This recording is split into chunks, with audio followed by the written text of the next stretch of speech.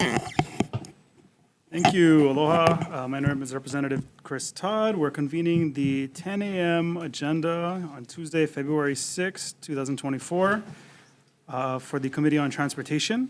We're going to open up our agenda with two quick votes on measures we originally heard on February 1st. The first of which is going to be HB 2267. Okay, on HB 2267, we have a couple of, I would say, relatively small substantive changes. One is going to be, we provide some clarity on page 13, lines 15 through 19, basically just clarifying which citation could potentially be dismissed. It's just clarifying language to make sure it's satisfying its original intent. And there'll be some additional technical amendments for clarity and consistency, including on page 20, line 15, the reference to section 291C, specifically identify section 291C-102. In addition to that, we will provide a defective date of, July 1st, 3000? Is that right? That sounds right. As well as any additional technical amendments required just for clarity and consistency. Members, do you have any questions about HB 2267? Okay, if not, Vice Chair for the vote. Thank you, Chair. Voting on HB 2267, the Chair's recommendation is to pass with amendments. Vice Chair and Chair vote aye. Rep. Ayu? Aye. Rep. Evslin? Aye. Rep. Kitagawa? Aye. Rep. Miyake? Aye. Representative Onishi? Aye. Representative Matsumoto? Excused. All right, Chair, your measure is adopted. Thank you. On HB 1539 relating to transportation, this is the bill around mandatory insurance minimums and penalties for certain violations of traffic laws. There was a lot of discussion around where these amounts should be set and what would potentially be onerous to the currently underinsured or those with minimum coverage. So our plan is to pass out with a defective date, as mentioned earlier, but also to blank out those amounts so that it'll be a point of discussion in future committees. Hopefully we can arrive at an amount that kind of satisfies our need for increased coverage while not kind of forcing folks to go uninsured because they can't cover premiums. Members, do you have any questions or comments? Okay. If not, moving on, or Vice Chair for the vote on HB 1539. Thank you, Chair. Voting on HB 1539, the recommendation is to pass with amendments. Chair and Vice Chair voting aye. Representative Ayu? Aye. Representative Evslin? Aye. Representative Kitagawa? Aye. Representative Miyake? Aye. Representative Onishi? Aye. Representative Matsumoto? Aye. Chair, your measure is adopted. All right, thank you, members. Okay, we're going to move on to today's agenda for the Committee on Transportation. The first measure is HB 2491 relating to commercial driver's licenses. Give the testimony of this, right? Yes, sorry. So just as a quick catch-all, because we have about 2 hours or so prior to session, generally we restrict testimony to 2 minutes per testifier. If you have provided written testimony, please do your best to either stand on your testimony or kind of summarize as best as possible so that we can give everyone a fair opportunity to speak. Okay, go for it. Thank you, Chair. HB 2491, Department of Transportation Director Sniffen, support.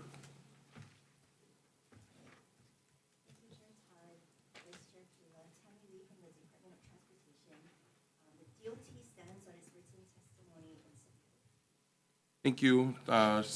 Seeing no other folks registered to testify, is there anyone in the room that would like to testify in HB 2491 in Zoom or online? I mean, in Zoom or in person? Seeing none, Chair. Okay, thank you. Members, do you have any questions or? No? Okay, moving on to the next item on the agenda, HB 2492 relating to commercial driver's licenses. Thank you, Chair. HB 2492, up first, Director Sniffen, Department of Transportation, in support.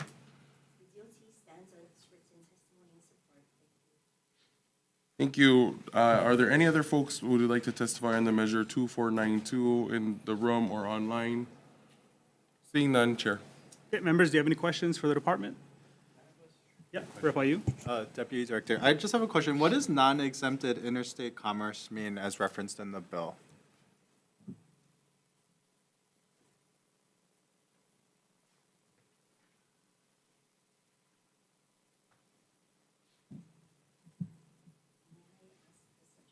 Yeah, sure, of course.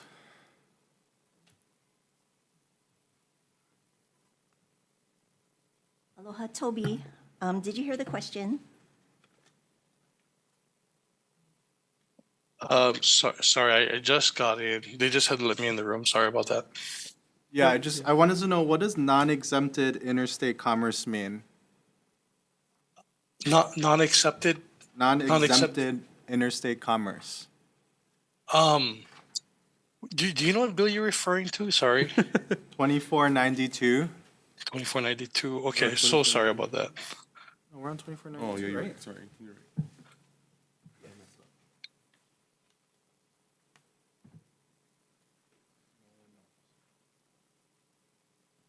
It's an actual bill. Yeah, you're reading. You know what? I'm gonna have to check with our federal counterparts and get back to you on that. Sorry about that. Okay, All right. thanks. Okay. Members, any additional questions? Okay, seeing none, we're going to move on to the next item on the agenda, HB 2493, which is also relating to commercial driver's licenses. Thank you, Chair. Up first, Director Sniffen, Department of Transportation for HB 2493. In support. Thank you, Director. Up next, Rachel Gladstein of Lakeview Sands in opposition. Up next, Richard Ho'opili, individual in opposition. Seeing no further registered testifiers, is there anyone in the room or online that'd like to testify on HB 2493? Seeing none, Chair. Okay, members, do you have any questions? Okay, seeing none, we're going to move on to the next item on the agenda. So prior to taking testimony in this, I just want to note the chair's intent to defer the measure. I think there is a lot of confusion popping up over what the intent was, which is basically just give you the option to request a digital driver's license to supplement your card. So that way, if you have your phone out, you don't need to pull your license out. But I think a lot of that's been misconstrued. But with that being said, we'll get into the testifier list on HB 1783 relating to identification cards, noting the chair's intent to defer. Thank you, Chair. Noting the intent to defer first for HB 1783, Inoka Bingo in opposition. Up next, Andrew Crossland in opposition. Okay, there are no registered testifiers. Before there are any folks in opposition to HB 1783, is there anyone online or in person that would like to testify on HB 1783? Seeing none, Chair. All right, members, I guess there's no one ask questions soon. Okay, we're going to move on to the next item on the agenda, which will be HB 2116 relating to driver's licenses.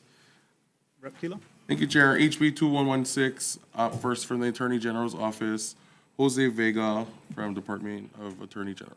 Deputy Attorney General. Good morning, Jose Vega. I submitted testimony and comments, and I'm available for questions.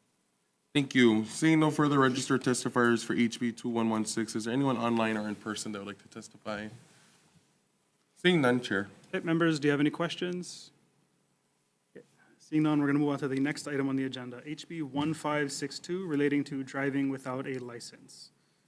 Thank you, Chair. Oh, sorry. No, going. Go for it. Sorry. Okay, HB 1562, up first, we have Director Sniffen for Department of Transportation and Support.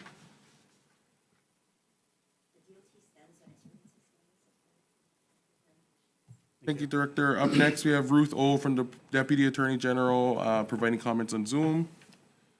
Good morning, actually, I'm in person. Oh, morning. Good morning, Chair Todd, Vice Chair Love, and members. My name is Ruth O, and I'm from the Department of Attorney General. And summarize, it's helpful, the concerns of the department with respect to the wording of the statute. And for purposes of clarifying that, the department does have concerns, and yet we also offer wording that will provide a solution and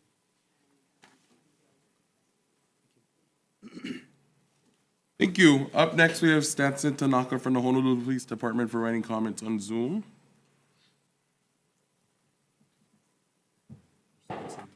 Sorry.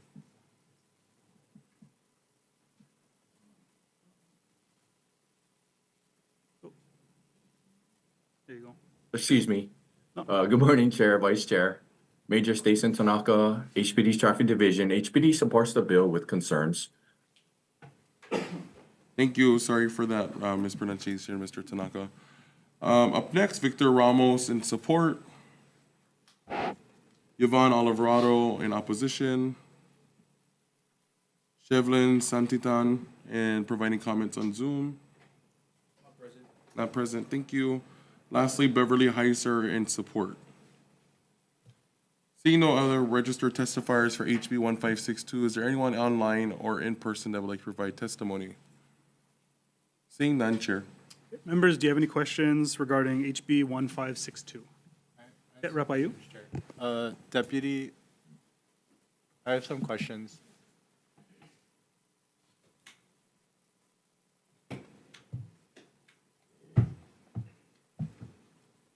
Oh, if you could just come up to the mic. Yeah, Oh, yeah, yeah. yeah, sorry about that, go for it. Mostly just for the purposes of the live stream and that sort of thing, yeah.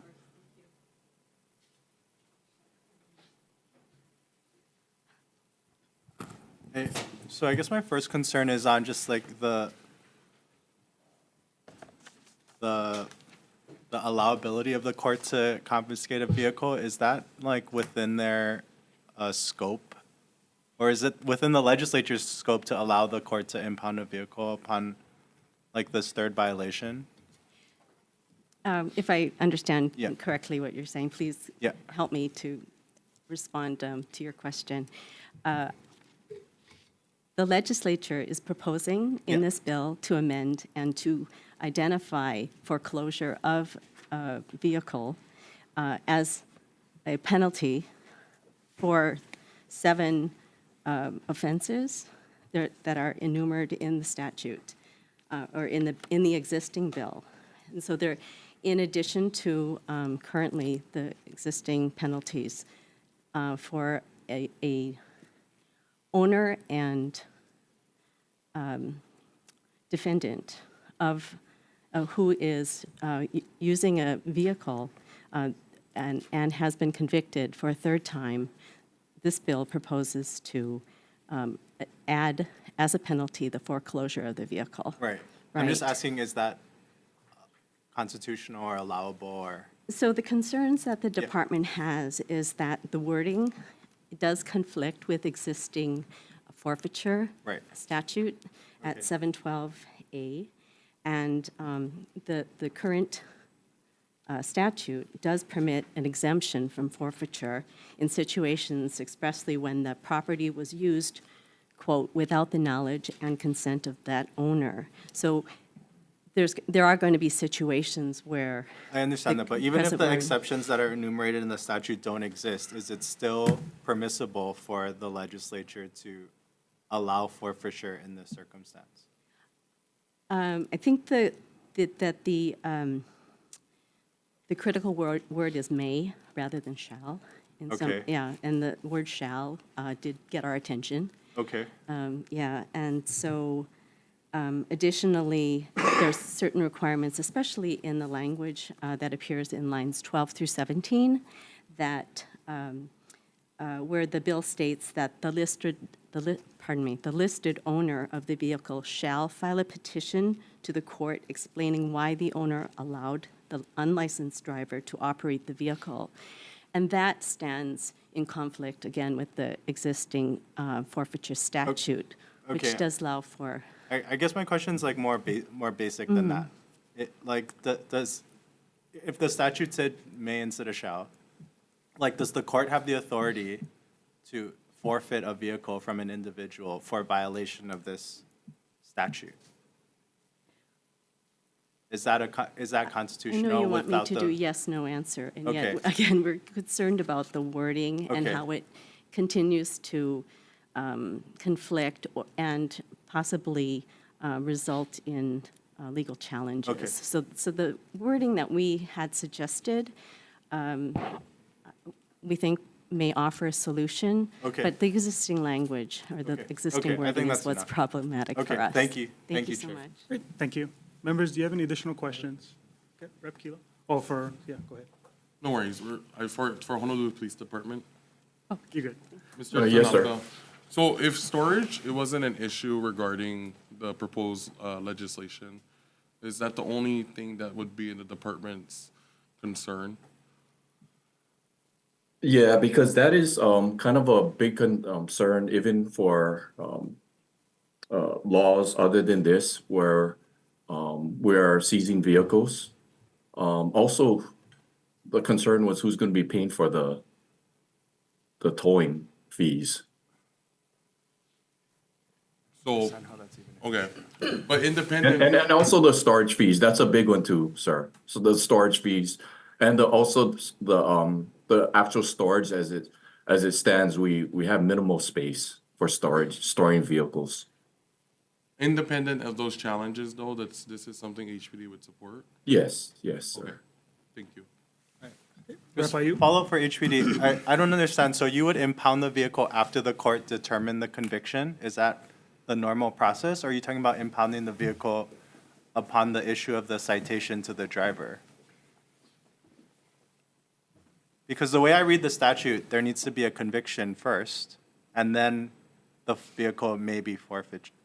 Yes, and sir, when it comes to that point, yes, that's what we're talking about. So any time it comes to the point of an actual it's been adjudicated and it needs to be seized, yes, that's what we're talking about. Okay, so there are instances in which the court adjudicates a forfeiture of a vehicle, and then you come and seize it, and you need storage for that? Yes, Okay. yes, sir. Yes, sir. Okay, okay, thanks, Chair. Great. Members, anything else? Seeing none, we're going to move on to the next item on the agenda, which is HB 2446, relating to parking for disabled persons. Thank you, Chair. For HB 2446, up first, we have Kirby Shaw from Disability and Communication Access Board in support.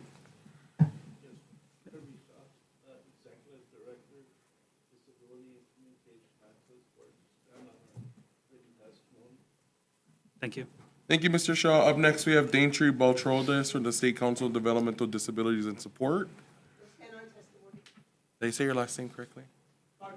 Bartoldes, sorry. Thank you. Up next, we have Tina Yamaki from Retail Merchants of Hawaii in support. Up next, we have Gerald Ota, individual in support. Romero Anton Montalban Anderson in support. Brody Lockhart in support. Lynn Murakami Atsusaka in support. Victor Ramos in support. Individual Kalili in support. Oh, thank you. How are you? Nice to see you. Up next, we have Director, oh, that's it. For HB 2446, anybody online or in person that would like to testify? Seeing no further testifiers, Chair. All right, members, do you have any questions on this measure, HB 2446? Okay. Seeing none, we're going to move on to the next item on the agenda, HB 2643, relating to transportation. This has to do with the vendors for ignition interlock devices. Thank you, Chair. For HB 2643, up first, Director Smith from the Department of Transportation providing comments.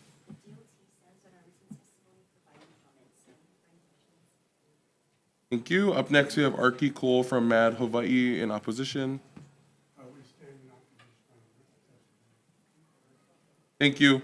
Up next, we have Joanne Hamaji Otto from Smart Start LLC in opposition. Good morning, Chair, Vice Chair, members of the committee. My name is Joanne Hamaji Otto, Territory Operations Director for Smart Start LLC, Hawaii Corporate Office. I'm testifying in strong opposition to HB 2643. You have our written testimony, but I'd like to briefly highlight a few points of information. Smart Start is an industry-leading provider in U.S. manufacturer of interlock devices in the world and current vendor contracted by the Hawaii Department of Transportation to install and service ignition interlocks as a part of the ignition interlock program. The filed legislation recommends changes to the program based on consumer choice, availability of these devices, and geographical concerns. Please note that the current program limits the contract to a single vendor for the purpose of statewide uniformity, cost-efficient and efficient management administration of the program, given its scale in Hawaii. Furthermore, the Department of Transportation selection of a contractor is done through a highly transparent and rigorous procurement process. SmartStar has constantly met and exceeded procurement requirements regarding management, technical and educational, and cost-effective delivery of the program scope. This includes requirement ensuring product product quality, and availability, as well as access to service. SmartStar's experience includes more sole source provider contracts than any other company in today's market, representing nearly a dozen multi-year contracts to various authorities.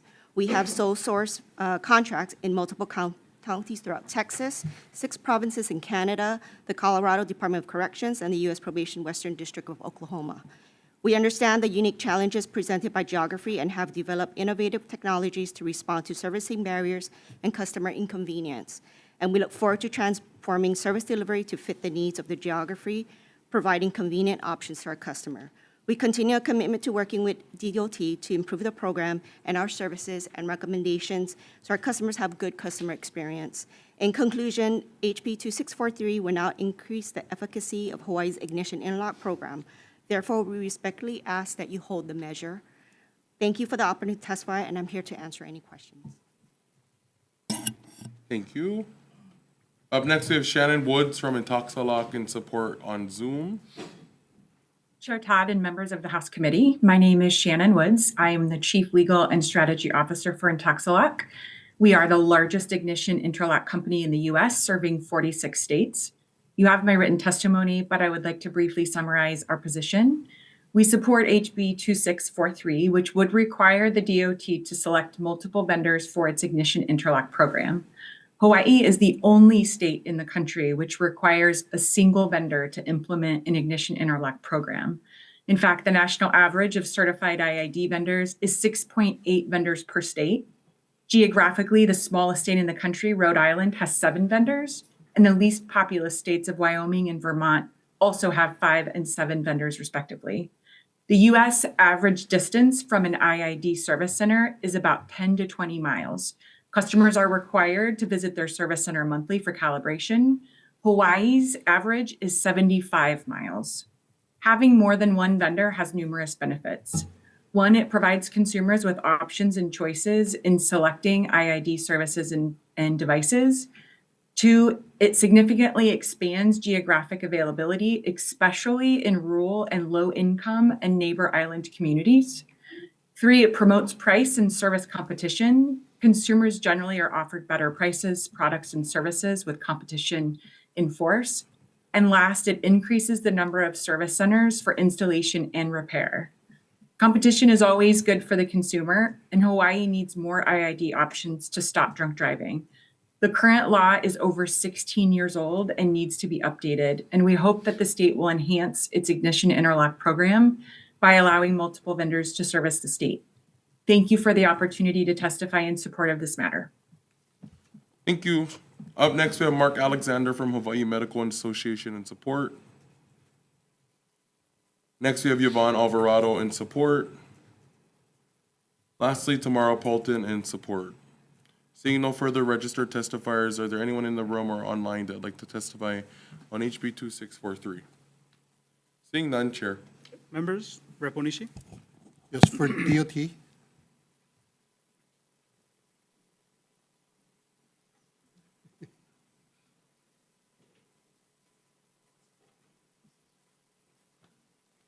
Thank you, Deputy Director.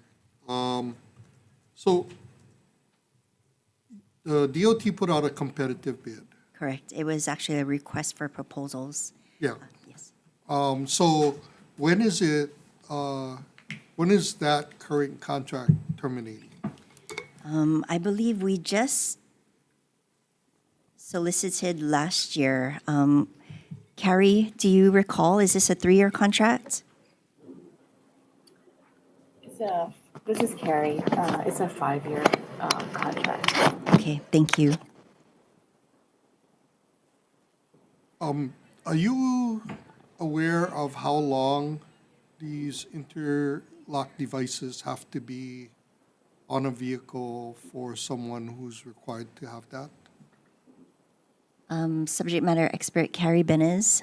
Did you hear the question, Carrie? Yes. On average, it's required by law approximately a year, and there are some that are still outlasting or serving their lifetime revocation, which is up to 5, and that depends on their compliance. Okay.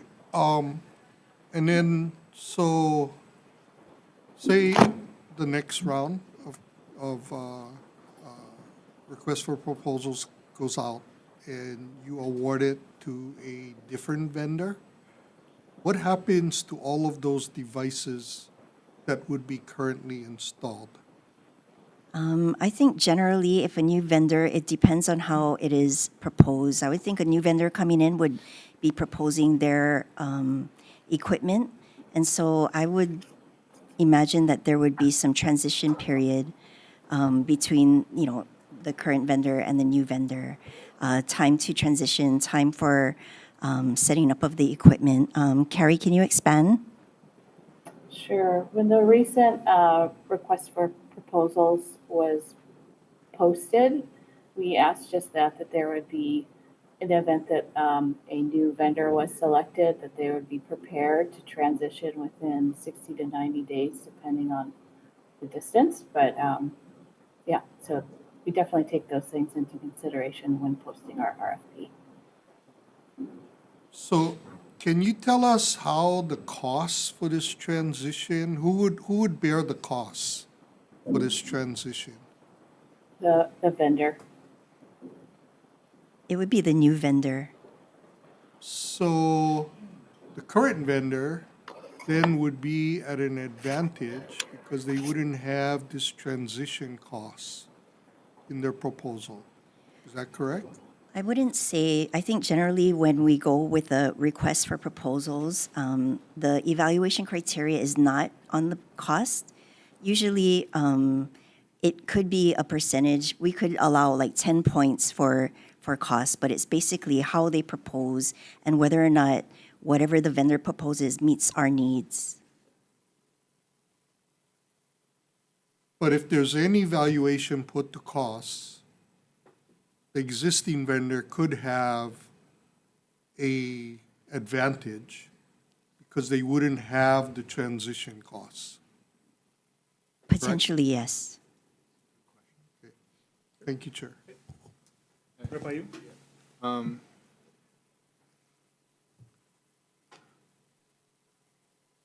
I'm just confused why we need to go through the RFP process for this kind of interlock system. Like, can't you just have a list of vendors that any person can decide whoever they want to go to, and then why do you need to sole source the vendors ahead of time? I don't think it's generally a sole source. I mean, I think everybody has the opportunity to submit a proposal. No, I'm talking about as far as on the individual who needs to put the device in their car. Can't like we give them a list and say these are the like individuals you go to get this device put in, rather than DOT contracting with a company and that being the only option for individuals who need to go put this device in their car.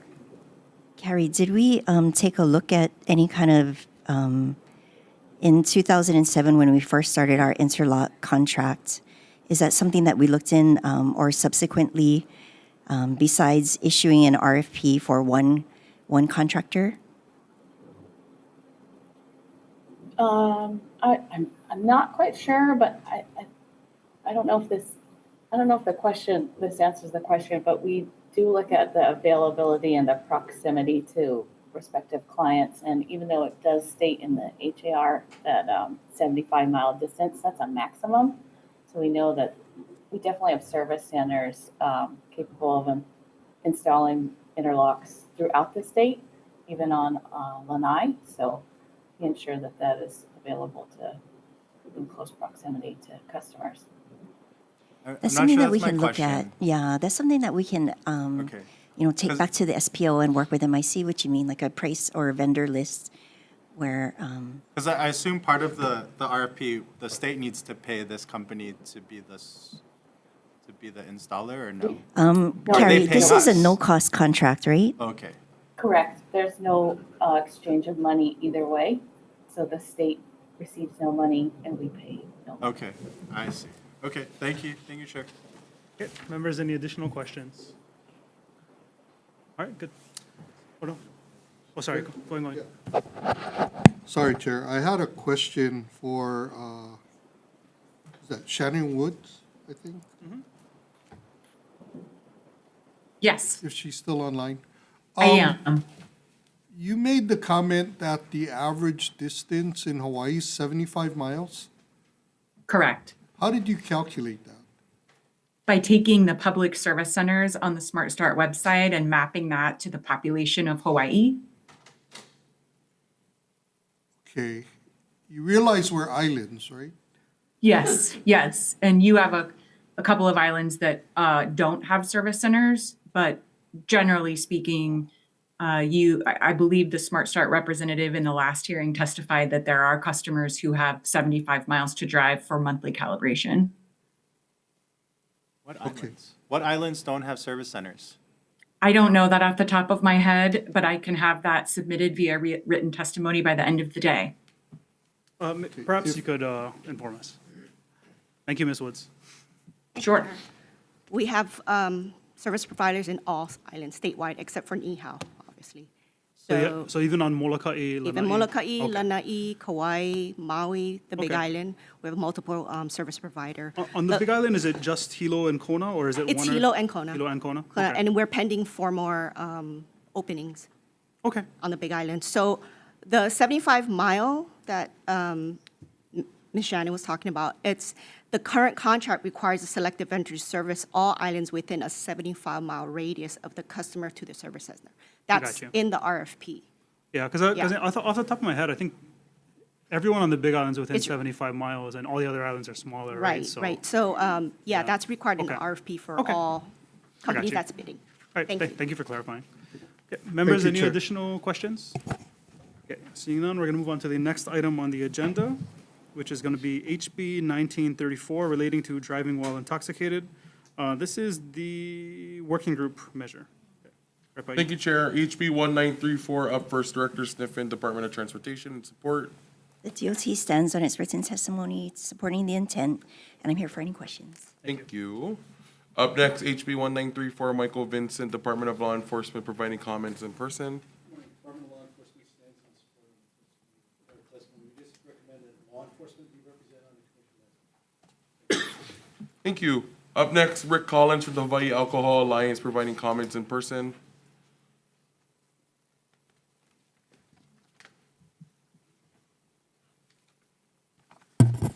Thank you, Chair, Vice Chair, and members of the committee. My name is Rick Collins. I'm representing the Hawaii Alcohol Policy Alliance, which is a program of the Hawaii Public Health Institute. I'm just going to summarize a few points here that we want to make. We are providing comments on the bill with 2 recommended amendments.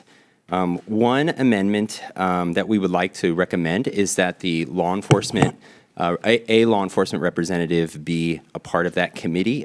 It's going to be very difficult to make recommendations on strategies that are really going to involve the implementation of law enforcement without them being there in the room and them not being able to give kind of expert recommendations on that.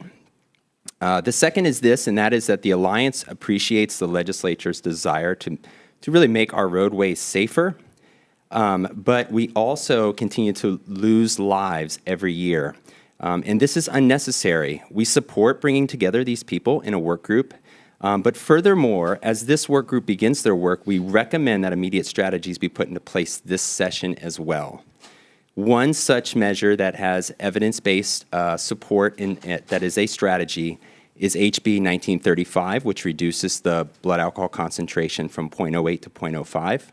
Our second recommendation is that you move the language from HB 1935 into this measure, HB 1934, which would give you the opportunity to both work on on additional strategies, but also implement now in this session and take immediate action.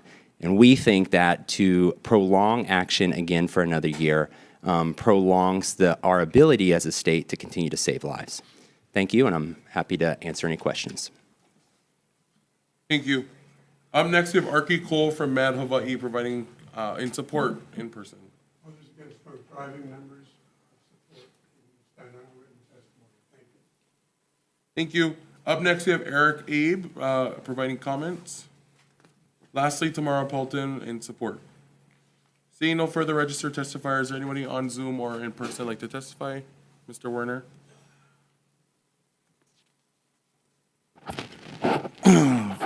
Lord Chair, Vice Chair, and the committee. My name is Ed Warner. I fully support this bill. I support everything is to do with safety, no matter if it's the HPD, the state, the city. I'm all about safety, and I hope you guys all can get on board. I've been busting my butt in the schools trying to reach out to the kids and reaching thousands of kids right now about underage drinking. And, you know, we're here going to need you guys' help to help, you know, whether bring in sobriety checkpoint. And you know, I think Darius, Representative Darius is my representative on the Waianae Nanakuli Maili, and I appreciate everything that he does. And he works along with me in bringing the safety to the west side. And I've been doing it for years and years and years. You know, coming here and addressing the safety, about being impaired, about the 0.5, it's so good. We need you guys to help. We're working real hard, Mothers Against Drunk Driving, Collins. I mean, I'm here to say we need you guys to move this forward in anything we do with safety. It's hard losing my son at 19 and he got killed. He died in my arms. And ever since I've been an advocate, I don't want none of, you know, I'm here fighting for your family because I'm going to be coming to you guys' district in wherever you guys live. I'm bringing it to every school in Hawaii. I drove 30-something miles to come out here to testify. I'm willing to go Vegas, Kauai, Maui, Big Island, no matter where. Because if it's a safety thing, if it's to save lives, I'm there. And I hope you guys can be on board with everything that we bring. Mahalo. Thank you, Mr. Warner. Anyone in person or on Zoom would like to testify on HB 1934? Seeing none, Chair. Members, do you have any questions on this measure? Okay. Seeing none, we're going to move on to the next item on the agenda, HB 1933, relating to sobriety checks. Thank you, Chair. Up first for HB 1933, Director Sniffen from Department of Transportation and Support. The DOT stands on its written testimony and support. I'm here for any questions. Thank you. Thank you. Up next, Michael Vincent, Department of Law Enforcement and Support.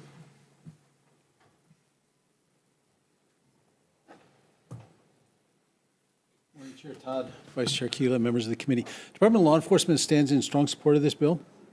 We have two recommended changes or amendments. One of them is that the fund be administered by the Department of Transportation, which currently administers NHTSA grants for law enforcement agencies. And the other one deals with making it the funding available, the grants and aid for any law enforcement agency participating in sobriety checkpoints. So for example, if we have deputies participating in checkpoints with county PDs, we'd like to be able to get reimbursed for our deputies' time and costs. That's all I had. Thank you very much. Thank you. Up next, Rick Collins from the Hawaii Alcohol Alliance providing comments. Yes, thank you. Thank you, Vice Chair. Rick Collins, Hawaii Alcohol Policy Alliance. Our position is with comments here to this bill. Just a little summary of our written testimony. We appreciate, again, the legislature's desire to keep our roadways safe, and it is vital that we follow best practices when implementing these strategies. And while research science supports DUI checkpoints as an effective strategy to reduce alcohol-related traffic crashes and fatalities, their level of effectiveness is determined by the way in which they are implemented. A number of factors influence the effectiveness of sobriety checkpoints, including things like the time of day in which they're conducted, the place where they occur in the community, like high-risk areas versus lower-risk areas, the frequency of checkpoints, and the way in which they're publicized in the public to prevent DUIs in the first place and to reduce drinking and driving. There's also anecdotal perceptions that DUI checkpoints may racially profile certain groups and have a disparate impact on some groups over others. The Alliance urges the legislature to further research best practice implementation practices to ensure that DUI checkpoints have the highest level of impact in deterring drinking and driving on our roadways. In order to do so, in order to have the strongest effective impact we can have with this strategy, we recommend that DUI sobriety checkpoints be placed in HB 1934 as a strategy for the work group to address to ensure that we have best practice implementation policy as it relates to DUI checkpoints. Meta-analysis suggests that DUI checkpoints that follow the best practice implementation are associated with 20 to 26% reduction in alcohol-related fatalities and a 20% reduction in total crashes. Thank you for letting us testify, and I'm here for any questions. Thank you. Up next, we have Shannon Woods from Intoxilock in support.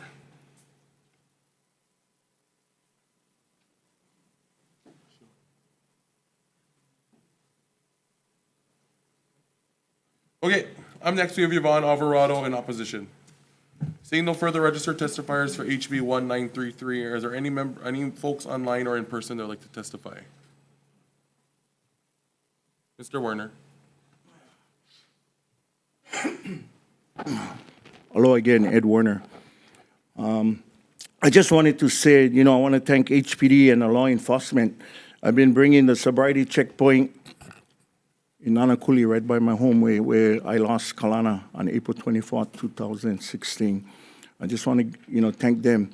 For 7 years, we've been actually shutting the road down. If you know Waianae and where I live, it's the mouth of the river.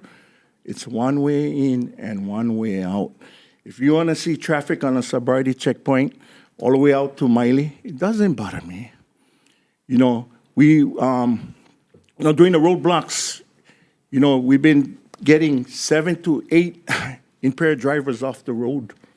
7 or 8. So we may never know, and my community and the help of my representative, how much lives we saved that night.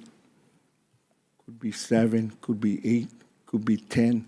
Getting these impaired drivers off the street and off the road, and loved ones can reach their destination, or even saving those guys who impaired their lives. So we may never know. Akua would know, the lives that we save. And I just want to thank, HPD and our law enforcement and our MAD and Collins, the continuation of the fighting that we do out there. It's not one easy one, but we're doing them. I get comments come to me, why are you doing this? Why are you blocking? Why are you holding up traffic? Well, thanks to Representative Kila, we put in raised crosswalks, we put in speed humps, and you know what? If you look, it works. Statistics state within that raised crosswalk or on speed humps, no fatality. We knock on wood. Can we keep that up? It works. So I just want to say, thank you for letting me speak. Thank you, Mr. Werner. Is there anyone else online or in person that would like to testify on HB 1933? Seeing none, Chair. Members, do you have any questions? Rep. Onishi. Yes, for Deputy Director. Thanks, Tammy. In your testimony, you talk about there being federal funds available. Do you know how much federal funds we get, and is that an annual appropriation? I'm going to ask subject matter expert Karen Kaikina. Are federal funds? Hi. Yes, federal funds, we receive about $3 million each year for impaired driving efforts. A portion of that goes towards overtime enforcement, sobriety checkpoints. The amount differs every year just depending on the police department's asks. But I know that, like, for example, this past year, and the federal fiscal year just started in October, HPD was able to conduct about $800,000 worth of sobriety checkpoints. There was a really stepped up effort. So we receive about $3 million each year, and that money is rolled over for 5 years. So the allocation is for 5 years? NHTSA funds don't expire at the end of a fiscal year. It's 4 plus 1 current year. Oh, okay, it can be rolled over.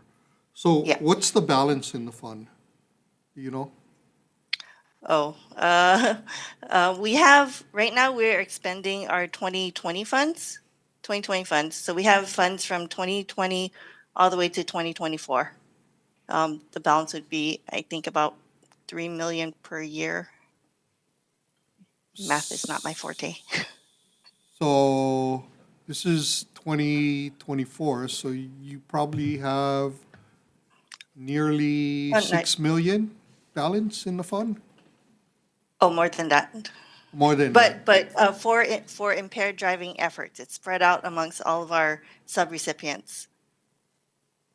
Okay, We don't say that a percentage is for enforcement. It's just what the police departments ask for each year. okay, so in regards to this bill, where it's gonna put more money into the fund or into a special fund, not necessarily in your control, but police departments may not have the capacity to increase enforcement? Is that the problem that DOT sees in terms of why there aren't more checkpoints? Yes, so they currently conduct county-funded checkpoints, and then there's the federal-funded checkpoints. So this would be supplementing those already established checkpoints. You know, Stason might be able to answer this a little bit better, but police departments are already short-staffed. So I don't know if all of them would be able to do even more. Okay, and does the counties get funding separate from what you guys provide for enforcement? That would be their departmental funds. Okay, no, So no we are supposed to outside. we're supposed to supplement their county-funded checkpoints. Okay, okay. Yeah, so if, Chair, if I might call Yeah, upon yeah, go ahead. Honolulu Police Department. So, Yes, sir.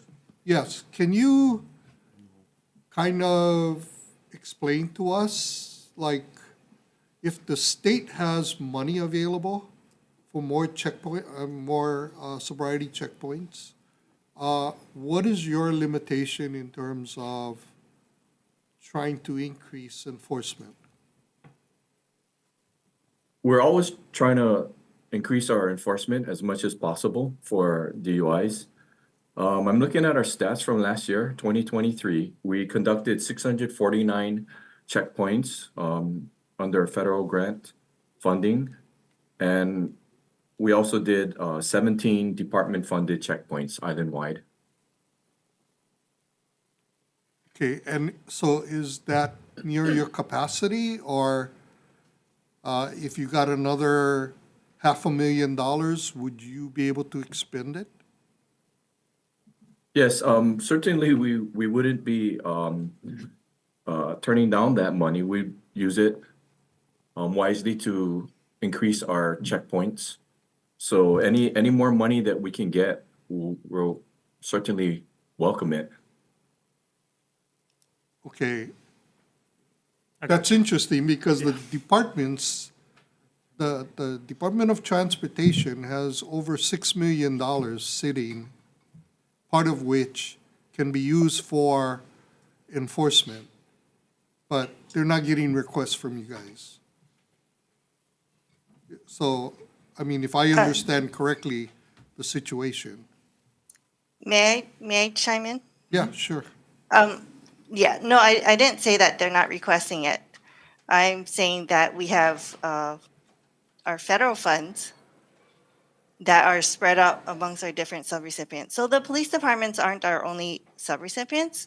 We also fund like Mothers Against Drunk Driving, doing some underage drinking, youth prevention.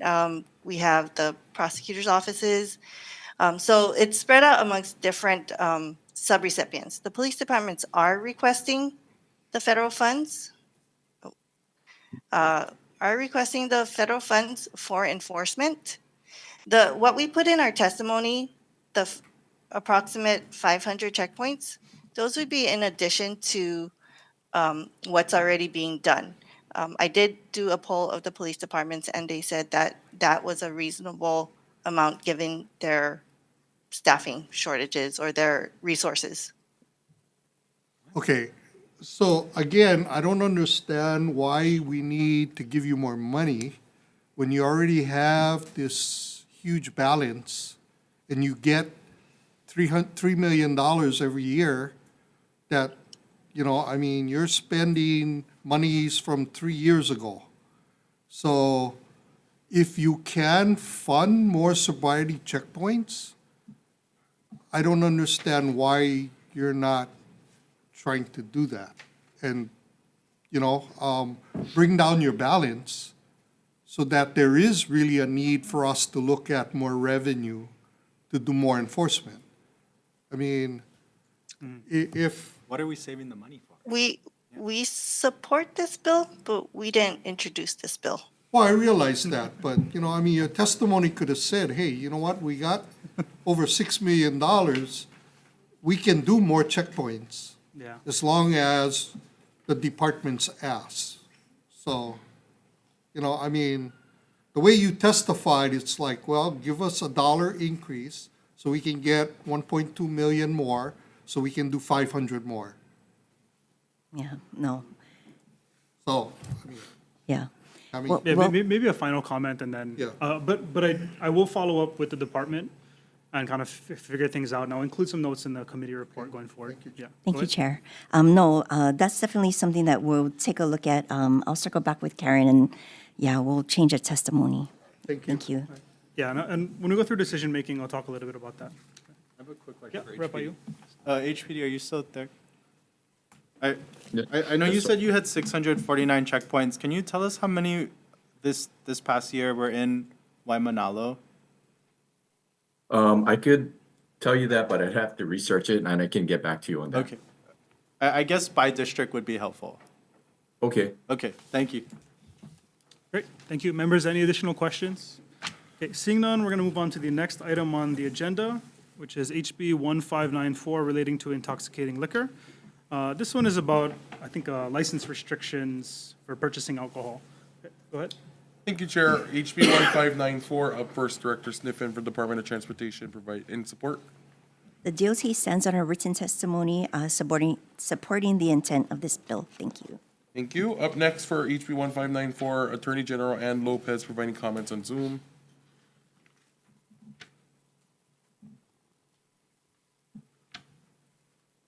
Good morning, Chair, Vice Chair, members of the committee, Deputy Attorney General, Mark Tom for the department. Department provides comments on House Bill 1594, just specifically for operating under a vehicle under the influence of an intoxicant, so an OVUII. There's two separate processes, yeah. There's the civil, and they're running concurrently. So you'll have a civil process regarding the driver's license, and that's through the Administrative Driver's License Revocation Office, the ADLRO. And that deals with the driver's license for the individual. There also could be the criminal charge that also runs concurrently. And that's really important because in our testimony, when we cite over to page 12, lines 16 to 18 regarding the way the verbiage is of commencing on the date of conviction, because these run concurrently, the ADLRO process can be faster and complete faster than the criminal processes. And when the ADLRO does not revoke a license, and a person is convicted, then the court shall then impose a revocation of their license. So when the bill is writing just on date of conviction, it doesn't really cover all the circumstances of a driver's license revocation. If somebody is revoked through the ADLRO, their revocation might start earlier than the conviction. And so just to encompass all those situations, the department did provide potential language that the committee can review to encompass the ADLRO process as well as the criminal conviction. Second is omitting some of the verbiage in the 286 chapter, just because when a license is revoked, they're not able to go and get another license. They're just not allowed at that point during the revocation period, so it's not necessary.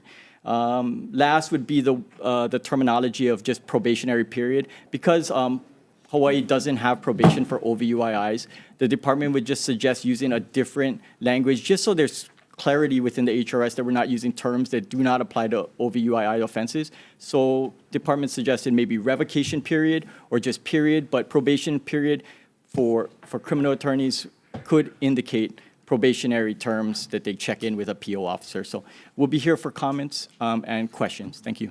Thank you. Officer Tanaka from Honolulu Police Department for any comments on Zoom. Good morning. HPD supports the bill, but we have concerns. Thank you, officer. Up next, Archie Cole from MAD Hawaii providing comments. And supports the bill as we stated with Mr. Thank you. Up next, Rick Collins from Hawaii Public Health Institute in opposition. Rick Collins, Director of Hawaii Alcohol Policy Alliance, a program of Hawaii Public Health Institute. Yes, we actually oppose the bill. The Alliance does appreciate the legislature's desire to keep our roadways safer. However, at this time, there's just no scientific research on the topic, nor any studies or research that show this legislation to have any effect on reducing alcohol-related traffic fatalities, crashes, or any other alcohol-related consequences. We think that is critically important as we think about what types of legislation we want to move forward. Additionally, this proposal is a downstream solution to an upstream problem. This legislation takes effect only after someone receives a DUI. Waiting until this point often results in a DUI-related crash or fatality. The evidence is clear the most effective legislation is upstream solutions that work to prevent DUIs from occurring in the first place. One such proposal is HB 1935, which I know is up next. The Alliance, or what we will recommend in this bill, is that the proposed strategy of prohibition of purchasing alcohol if you have a DUI is that strategy be included in the work group in HB 1934. This would provide an opportunity for a body of experts to review this strategy further to make sure there is no unintended harms or consequences associated with this strategy and to measure its level of effectiveness before and prior to its implementation. So please amend HB 1934 to include this strategy of prohibition of alcohol sales if you have a DUI and to oppose this measure moving forward. Thank you. Thank you. Lastly, Lynn Matusao in support. Seeing no further registered testifiers on HB 1594, is there any folks online or in person like to testify? Seeing none, Chair. Okay, members, do you have any questions on this measure? Okay, seeing none, we're going to move on to the last item on our agenda, HB 1935, relating to the use of intoxicants while operating a vehicle. Thank you, Chair. There are 74 people in support, 1 in opposition, 2 providing comments. I will go through the testifier list for folks who are registered to testify. If there's anybody missing, we'll call for that at the end. Up first, Director Sniffen for Department of Transportation in support. The DOT stands on its written testimony in support, and I'm here for any questions. Thank you. Up next, Thomas Chapman for the National Transportation Safety Board in support.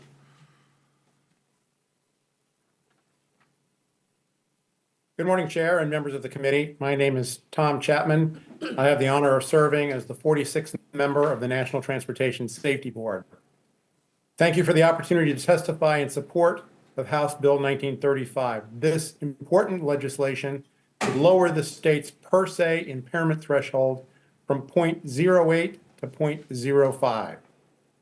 Since 2013, the NTSB has recommended that states establish a per se BAC limit of 0.05 or lower.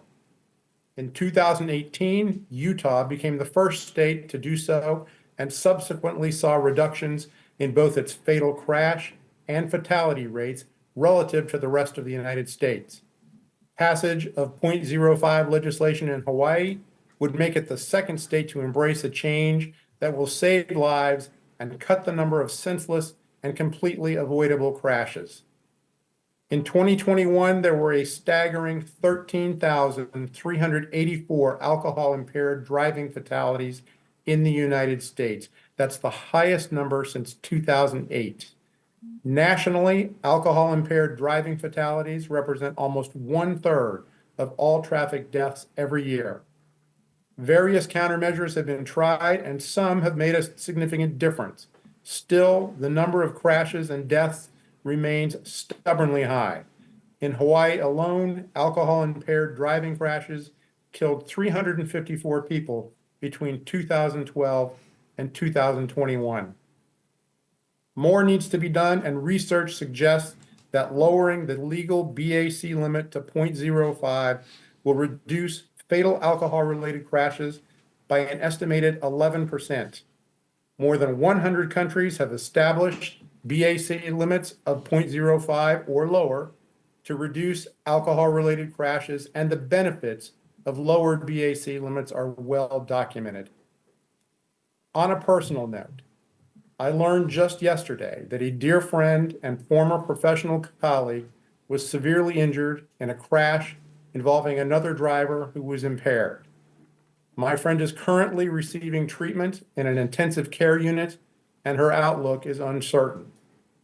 I mention this not because I am unique in seeing a friend or loved one seriously harmed because of impaired driving. Rather, I want to emphasize how tragically common this is. Impaired driving is a national scourge. Because we know it works, we at the NTSB strongly support legislation that will lower the BAC limit. Addressing impaired driving requires bold leadership, and we applaud Hawaii lawmakers for considering this key step. Thank you again for the opportunity to testify. Thank you. I just want to, we have about maybe 13 folks registered to testify. We're coming out at the 11 o'clock, so please forgive me if I do it. We have to cut you off. Yeah, we'll give a little bit of leeway, but as best as possible. Just want to note, we are going to have to vote out majority of these bills prior to floor session, so it is just a little bit tight. Just keep that in mind. Thank you, Chair. Up next, Keldon Waltingen from Hawaii County Office of the Prosecuting Attorney in support. Aloha, Chair Todd, Vice Chair Keela, committee members, Hawaii County Prosecuting Attorney Keldon Waltingen. Our office stands in support of this bill, and I thank Chair Todd for introducing this legislation. This bill isn't about increasing penal sanctions. What this bill is about is saving lives. Alcohol-related traffic fatalities continue to be a concern across our state. Impaired driving is especially concerning for us here on Hawaii Island, given the rural nature of our communities, the design and limitations of our roadways, including use of two-lane undivided highways, narrow shoulders, lacking sidewalks, minimal guardrails, inadequate overhead lighting, and limited mass transit and rideshare options. Lowering the BAC to 0.05 is a simple and effective way to prevent alcohol-related deaths. This isn't a new concept. In fact, it's a generally accepted platform for most of the industrialized countries around the world, with over 100 countries already adopting 0.05. Over 10 years ago, back in 2013, the NTSB issued a safety recommendation to all 50 states, Puerto Rico and DC, to establish BAC limits to 0.05. As mentioned earlier, Utah has already followed suit, and it resulted in a 20% reduction in the 21-month period following the passage of Utah's laws. Data has also showed that the new law didn't impact alcohol sales or negatively impact Utah's hospitality industry. Lowering the BAC to 0.05 will serve as a general deterrent to drinking and driving. It's going to encourage people to think twice before getting behind the wheel after they have 2 drinks, 3, 4, or 5 drinks. And despite what some critics may argue, studies have shown that lowering the BAC to 0.05 will not drastically increase the number of DUI arrests or burden police, burden prosecutors, or burden our justice system.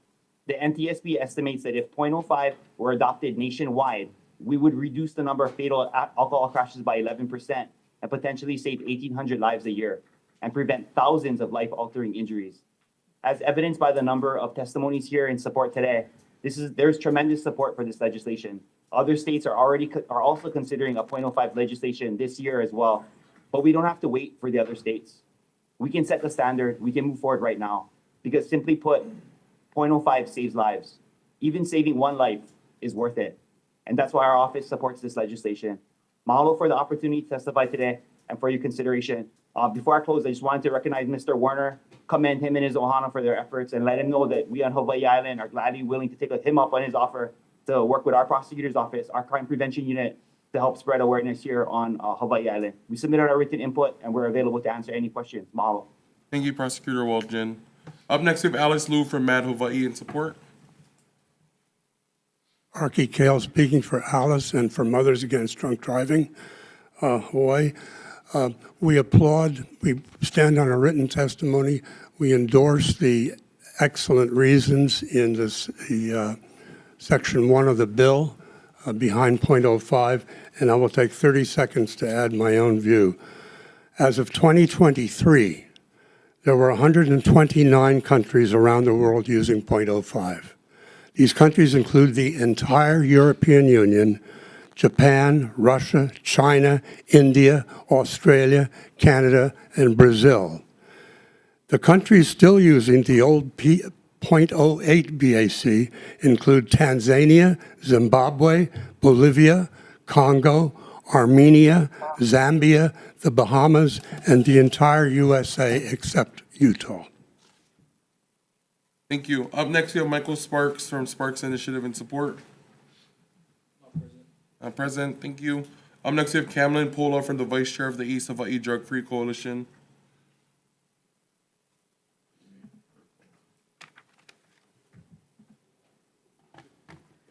Aloha, my name is Camlin Pola. I'm a volunteer and a victim's advocate. I wanted to share with you my story. I did submit my testimony. But a lot of people still remember the horrific crash that took place on February 24th, 1996. A car occupied by 5 teenagers crashed on the way back to Hilo after a party at Kolikoli Beach Park. The 2 drivers who caused the accident were impaired by alcohol. 3 of the people in that car died, along with the innocent motorists who tried to avoid the collision.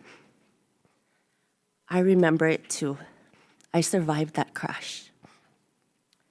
And I carry the trauma of that night with me every single day. I suffer from post-traumatic stress disorder. If I'm a passenger in a motor vehicle, I always feel terrified and unsafe. That's why I spend my time volunteering, educating our youth about underage drinking and driving. I know that .05 will save lives, and our community supports this bill. We deserve to see the lawmakers that we elected to change this law. We deserve to be heard. We deserve to drive on roads made safer because our lawmakers lowered the BAC to .05. You know, how many more people need to die? Something has to change. My accident is going to be 28 years this month, and there's still so many people dying. There's an article in the West Hawaii today. I want to congratulate Rick Collins. He's doing amazing work, and I'm so thankful that I have the opportunity to work alongside of them. But thank you for listening to my testimony. Aloha. Thank you. Up next, we have Rick Collins from the Hawaii Alcohol Alliance and Support. Rick Collins, Hawaii Alcohol Policy Alliance. Just a few points. We do stand on our testimony in strong support of 1935. Just a few points. There's a reason why NTSB, World Health Organization, numerous organizations, and numerous countries, majority of countries around the world enacted a lower BAC, and that's because it works. Other approaches that you have deliberated here today cannot accomplish what lowering the BAC will. You will not save the number of lives nor prevent the same number of injuries by relying on the previously discussed measures in the other bills. I know you have seen the supportive materials and understand that lowering the BAC has a deterrent effect on all levels, on all drinking and driving at all BAC levels, meaning that it does not just affect people between the .05 and 0.79 range. It affects all BAC levels because no one knows their BAC. They simply know that the law has changed, it is lower, so people separate their driving and drinking or they find other ways home. We want to acknowledge Chair Todd for hearing this. This is a wonderful opportunity for you folks to move this bill forward in the House as it's never been heard or moved forward, and we acknowledge and appreciate that. And yes, we understand that this is politically difficult to make this change. It was the same with seatbelt laws decades ago. After years of advocacy, when it finally became law that seatbelts were required, thousands upon thousands of lives have been saved since that time.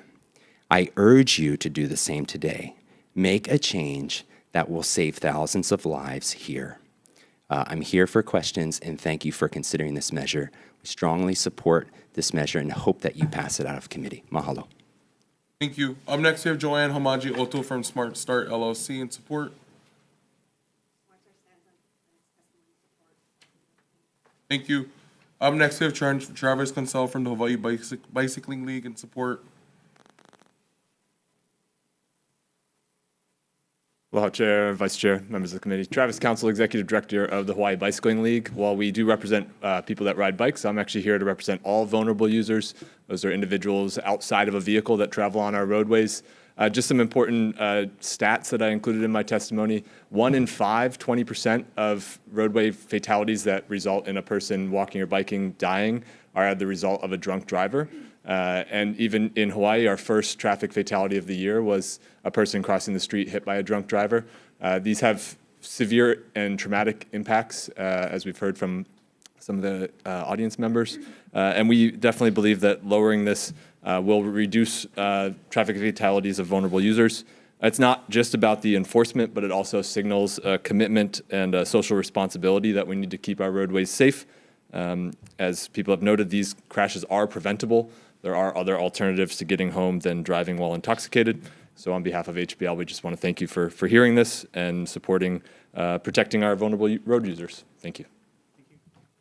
Thank you. Up next, we have Amar Masood from Advocates for Highway and Auto Safety in support on Zoom.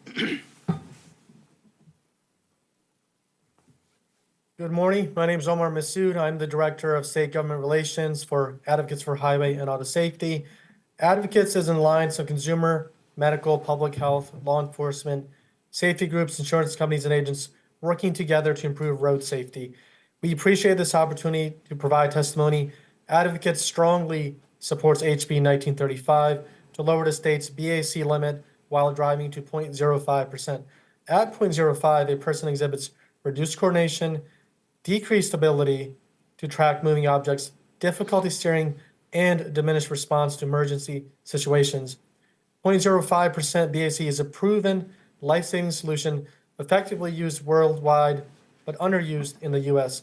More than 100 countries have 0.05% or lower limits. Alcohol consumption in many of these countries is as much or more than in the United States, but drunk driving is much less because the lower limits act as a deterrent. Erroneous claims which were used in the 1990s to oppose the change in national policy from 0.10 to 0.08 BAC are being recycled now by some members of the hospitality industry. However, the facts are that moving to 0.08% BAC saved approximately 25,000 lives between 1983 and 2014 alone, and without adverse impacts on the criminal justice system or the alcohol and hospitality industries. In addition to the horrific death and injury toll, drunk driving also imposes an annual burden of $296 billion in the United States. That means that each person living in the U.S. essentially pays an annual drunk driving crash tax of nearly $900. It also impacts businesses and costs employers $8 billion, with 81% of that involving crashes while off the job. In conclusion, drunk driving is a deadly and costly threat to Hawaiians and visitors. Advancing HB 1935 will address this preventable danger and keep families whole. Thank you for your consideration. Thank you. Up next, we have Sally Ancheta in support. Yes, aloha, Vice Chair and Chair Todd. Thank you for hearing our testimony. I'm Sally Ancheta. I'm a resident of Hilo, Hawaii. Chair Todd is my lawmaker, and I stand on my testimony. Mahalo. Thank you. Up next, we have Charlene K. Brown in support.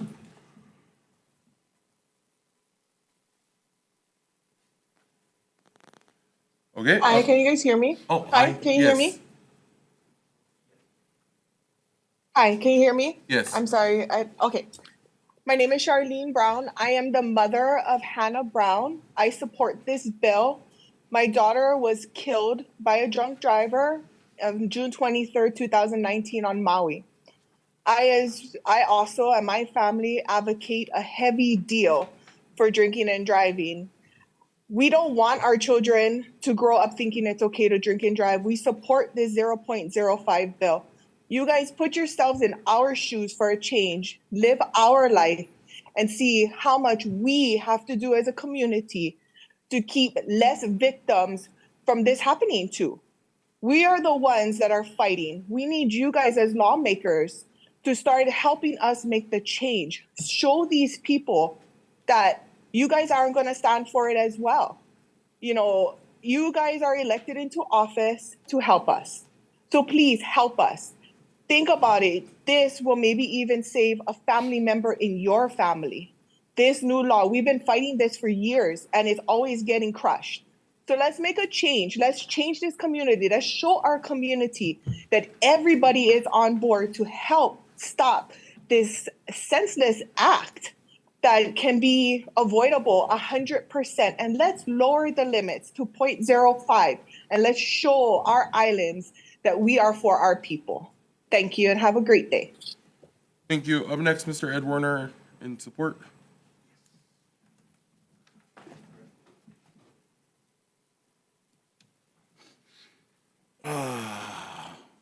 Hello again, Chair Todd and Representative Kila, Vice Chair. My name again is Ed Warner. I just have a few things to say. Today, I'm not just here for Kaulana. I advocate for all the victims, their family, and Hawaii and the state. From 2019 to 2022, there were at least 10 fatal crashes. The reason why I'm calling them crashes is not an accident. When people say it's an accident, it's 100% preventable, right? They make the choice to go out there and drive intoxicated. Now, can they take the responsibility, whatever come their way? Most likely not. You may not even, I didn't get one apology for my son getting killed and he died in my arms. In 2019, 2022, there were at least 10 fatal crashes involving drivers with the BSC limit of 0.05. Family, we could have potentially have saved. Why would the lawmakers today oppose a bill that could save lives? You know, as I stand here, losing my only son, I get all girls. Losing my baby, that I trained to do the right thing. Whether it was football, baseball, I trained him up to do the right or the wrong. And as my wife sits here, you know, we got robbed. We got robbed. You know, I had 4 families that got killed by an impaired driver. 4. 1957, my mom's brother. 2016, my own son. 2 years ago, my 2 nieces in Nanakuli crushed by one drunken driver going 80 miles. My son got killed. He got hit at 90 miles an hour. Seeing him in my arms, taking a last breath, it changed my family's life forever. I will take that to the grave to the day I die. My wife would. It devastated not only my family, but my whole community. My whole community. He was such a lovable kid, it devastated this whole state of Hawaii. This whole state. And what I do from here on out, I would never stop. Whether it's, and you know, I want to thank Major Tanaka, because he supports me, my family, my community, and the state of Hawaii. in bringing these sobriety checkpoints, bringing a sign waving. You know, when come down to Christmas, the holidays, guess what? My table has an empty chair. The chair, I never did move that chair out. That was always Kalana where he sat down. And I would never get that opportunity, me and my wife, to have grandkids, to see him exceed. His dream was to become a law enforcement. He went to Kansas, and he's not going to get that opportunity. As I stand here today, all the awareness I bring, and with our help of my representative here, I can leave the camel to the water, but can I make him drink them? No, I can't. But as long as I keep feeding that camel water till he can drink them, I think we will have a very, very safe community and a state. I just, stand here and ask you guys that, we all can move forward in this, lives change. My life's changed. Hannah Brown's life changed. I know a lot of the victims, family, friends that got killed. I live on a highway. I was born and raised on a highway, grandma's house, where I live. I seen the fatality, I seen the impaired driving, the killing, even helping guys out, trying to give them mouth to mouth before emergency response got there. I've been there all my life. I've seen people, kids die in their car, right on Farrington Highway. So as I stand today and I ask Christad, my representative Darius, and the committee, please look hard into this. Make it be a safe for the state of Hawaii. That's all I ask. And mahalo. Mahalo kia kua. Thank you, Mr. Warner. Lastly, we have Cynthia Okazaki in support. Hi, thank you for letting me testify, and I'll just make a few comments. I stand on my written testimony. I would just like to say that you have this opportunity to set a new BAC standard here in Hawaii. This law would improve the overall health and safety of all people. Lowering the BAC limit to 0.05 is not about drinking. It is about separating drinking from driving. It is about preventing crashes, injuries, and deaths, and creating safer roads for all the people. So I urge you to pass HB 1935 out of this committee. I'm sorry, I forgot to mention, I think you mentioned my name, Cynthia Okazaki, and I live in Kaneohe, Hawaii. Thank you. I will start if there's anybody on Zoom that's not registered to testify and would like to testify. Seeing none, are there any folks in person that would like to testify on the measure HB 1935? Please come forward and say your name, please. Aloha Kako. Aloha Chair Todd, Vice Chair Kila, members of the House Committee on Transportation.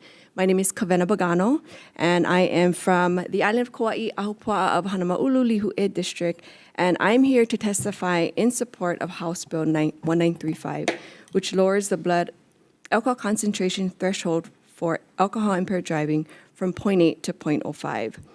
I support this House bill because growing up in the islands, I've witnessed countless tragedies, including DUIs, over the years, one of which led to the death of my grandfather. He left behind 6 children and his beloved wife, while my mom was left without a father. I also almost lost my mother to DUI. Now I stand here, a mother of 2 beautiful keiki, and it's my kuleana to protect them. In all honesty, I'm tired of worrying about whether or not it's safe to drive on the highways, especially graduation day. I don't drive. I choose not to drive that night because I don't feel safe. Seeing smashed vehicles on the side of the road, broken telephone poles. I've attended funerals of students who I've taught in my role as a prevention educator because of this pilikia. I do see an opportunity to help reduce further injuries and deaths due to DUI, and this is a proven strategy. So please, help us save lives by supporting House Bill 1935. Mahalo. Thank you. Are there any other folks in the room that would like to testify on HB 1935? Okay, seeing none, Chair. Okay, before we go to questions, I just want to note that it is 11:24. So if you have something very pressing, please proceed. Otherwise, there will be time to ask questions offline. Yeah, go for it. Members, any questions? No? Okay, what we're going to do is we're going to defer briefly. We'll talk story a little bit, and then we'll return for decision making. Okay. And we are recessed.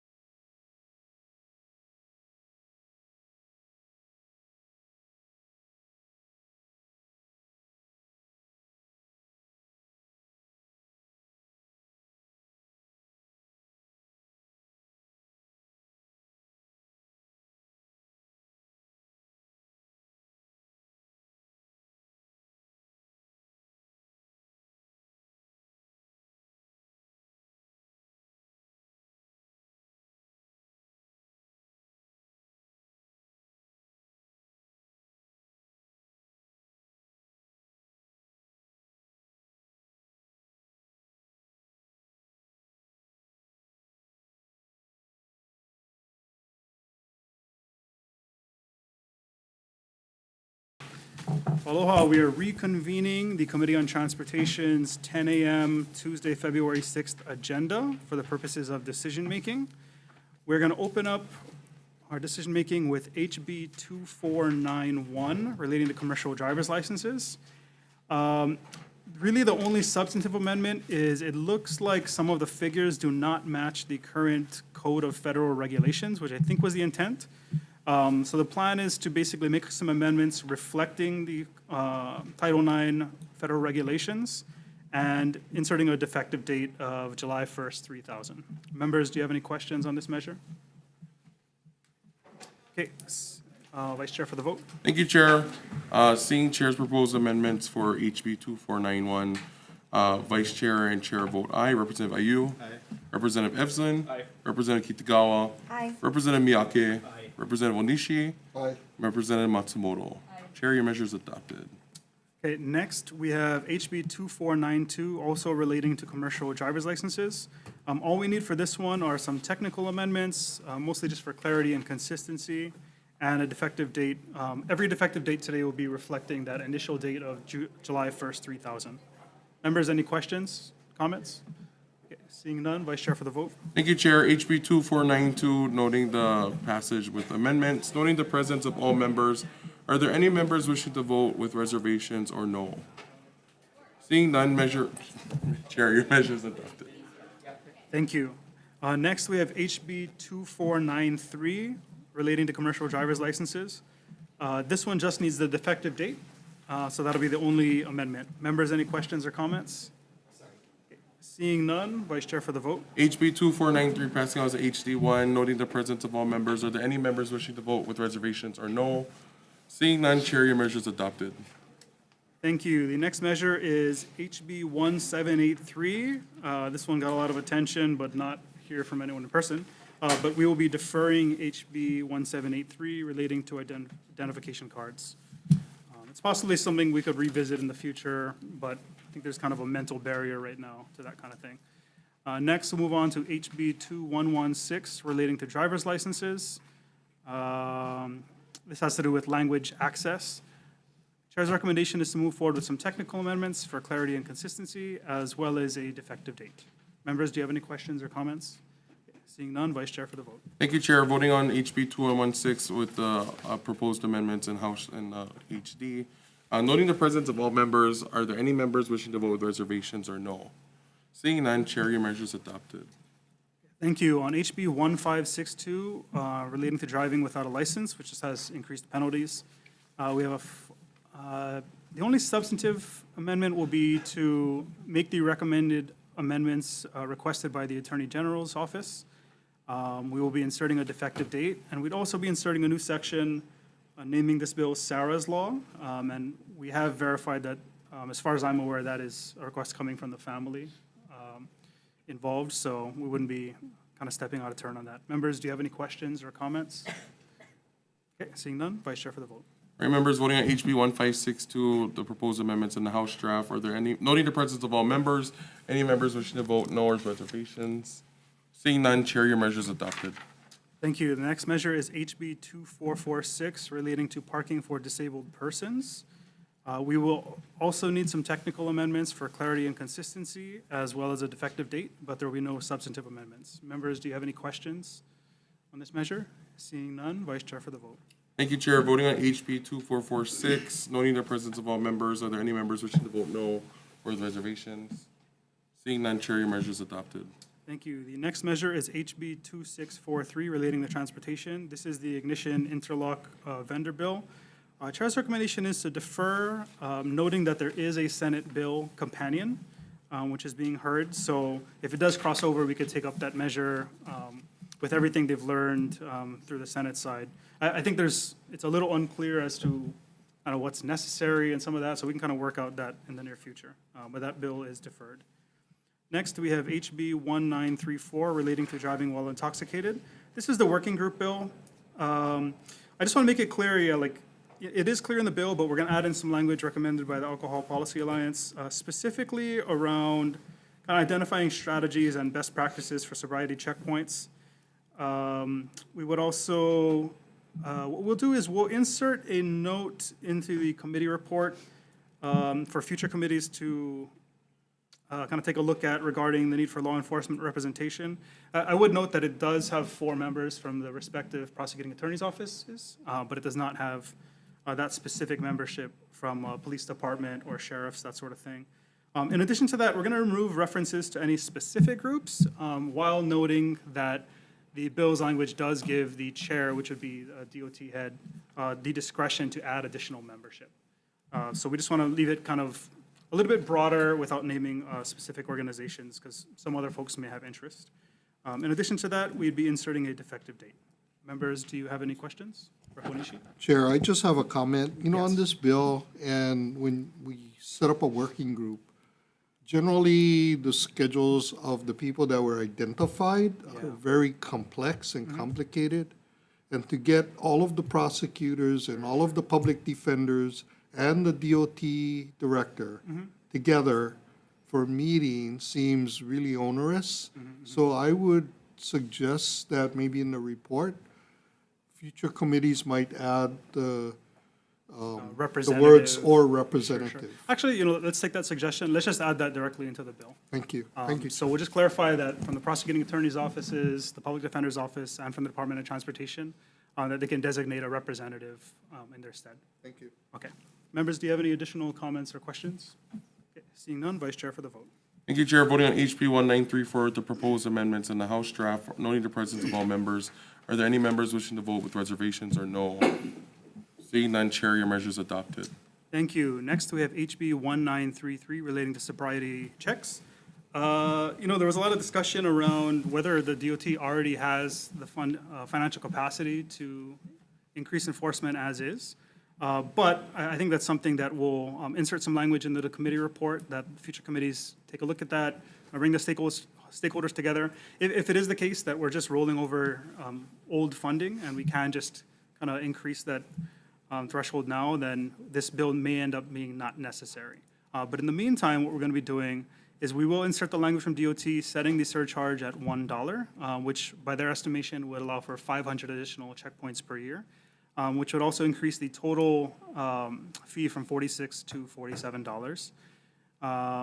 And we will include the amendments from the Department of Law Enforcement, which are mostly technical to make sure the money's getting where it's supposed to, and that these agencies are adequately compensated. And we will, at the DOT's request, remove the need for a county match. The intent being this is not really a current state revenue source, so it doesn't really require skin in the game in the same way. Members, do you have any questions or comments? Chair, I still just have concerns that the bill is necessary, so I'll just be voting with reservations. I got you. And I will make sure to include that language in the committee report, because I do have similar questions. Sure, same request from me too. I got you. And then in addition to that, we will have a defective date. Okay. Members, any additional questions or comments?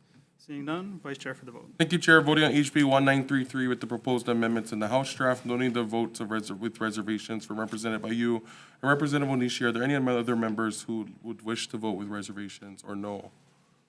Seeing none, Chair, your measure is adopted. Thank you. The next measure is HB 1594 relating to intoxicating liquor. This one is specific to license restrictions. This has a lot of moving parts, and there were some concerns raised in testimony, some legalese stuff. So I think it would be kind of best situated if we defer decision-making to Thursday, February 8th. So we'll take that up as part of our February 8th agenda. The last bill on the agenda is HB 1935 relating to the use of intoxicants while operating a vehicle. This is the BAC legal limit reduction bill. Just full disclosure, I do have a lot of concerns. I have a lot of questions. I think some of the data out of Utah is, to me, very concerning, given that we've seen substantial increases since the initial year of implementation. But I do want to find a way forward. What we're going to be doing is we're going to be deferring decision-making to that Thursday, February 8th agenda to give the committee some time to kind of confer with stakeholders, confer especially with our Big Island prosecuting attorney, who I trust a lot on these measures, and try find some sort of way forward, but also with a bill that I believe would be passable, because I do think that I do sense a lack of support in the body for this measure as it currently stands, but I'm hoping to work out some of that in the next couple of days and find something that we can move forward. Members, if you'd like to make any comments, otherwise we'll adjourn. Comment, Chair. Yep. Thank you. I just want to applaud Chair Todd for willing to work on proposed amendments, that the bill is substantial, because at that point, it needs to have substance in order for us to move it forward. So I appreciate you entertaining the conversation, and I appreciate the advocates who stepped forward. And I would just encourage all advocates to check in with your legislature, independent legislator, on how they feel about the proposed bill. So thank you, Chair. Rep. Matsumoto. I'd just like to say I strongly support this bill. I think it's really important, and I'm glad that we're going to be able to look at it going forward. Anything additional? Okay, seeing none, we're going to adjourn this meeting. Our next meeting will be on February 8th. I believe we're convening at 9 a.m. 9 a.m. 9 a.m. February 8th. Adjourned. Thank you, Chair.